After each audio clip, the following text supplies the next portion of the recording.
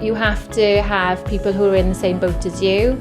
Having a support network provides sanity, really, that you're all the same, that there are other people out there like you, and if you need 5 minutes to take a breather, you've got somebody close on hand. Yes, I'm part of the support network. There's about 6 of us who meet up regularly, at least once a week. We get the children together, they all know each other, and if you then need a break, you've got people who you can call on.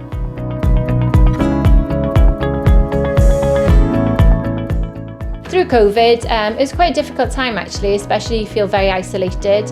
Having friends for support, we were able to meet up on the times that we were legally allowed to meet up, and we could walk, we could meet up outside. So yes, I think it's quite isolating through COVID. So yeah, we had our friends there as support networks, so we were all in the same boat.